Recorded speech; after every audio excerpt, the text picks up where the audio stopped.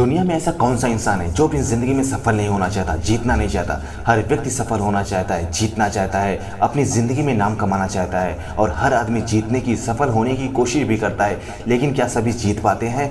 क्या सभी सफल हो पाते हैं? इसका जवाब अधिकतर नहीं में होगा।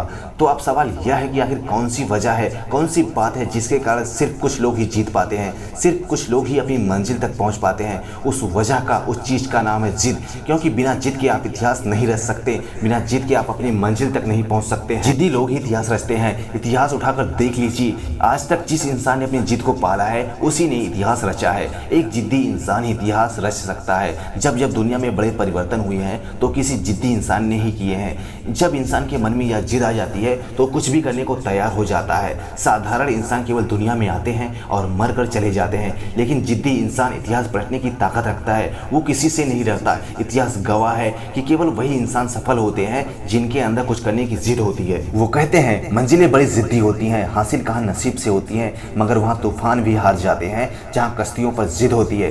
तो आज हम बात करने वाले हैं कुछ ऐसे जिद्दी इंसानों के बारे में जिन्होंने अपनी जिद की वजह से अपना नाम इतिहास में दर्ज करा दिया है। दशरथ माझी की पत्नी 55 किलोमीटर तक पहले पहाड़ से नीचे गिरकर मर गई थी। तभी उस इंसान के मन में यह जिद आ गई कि इस पहाड़ को तोड़ना है। पहाड़ को तोड़ने में 22 साल लगे दोस्तों, लेकिन हिम्मत नहीं हारी।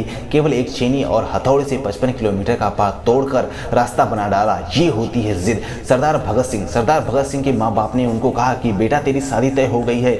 अगले ही दिन एक चिट्ठी लिखकर घर से भाग गए कि ये शरीर मैंने इस देश को दे दिया है, ये किसी महिला के लिए नहीं है, ये मेरा शरीर भारत माँ के लिए है। और भारत की स्वतंत्रता के लिए आंदोलन चलाया। उनमें जिद थी इस देश को आज़ाद कराने की, उनमें जिद थी भारत माँ पर हुए अत्याचार का बदला लेने की। ये जिद्दी सूरवीर हंसते हंसते फांसी पर चढ़ गया और नए इतिहास का निर्माण किया। चंद्रशेखर आजाद ने कहा था मेरे जीते जी अंग्रेज तो क्या, अंग्रेज की गोली भी मुझे छू नहीं सकती। बहुत जिद्दी इंसान थे चंद्रशेखर आजाद और लास्ट में यही हुआ। उन्होंने अपने हाथों से खुद को गोली मार ली, लेकिन अंग्रेजों को छूने तक नहीं दिया। अब बात करते हैं उस जिद्दी इंसान के बारे में जिसने alibaba.com की वेबसाइट की शुरुआत की।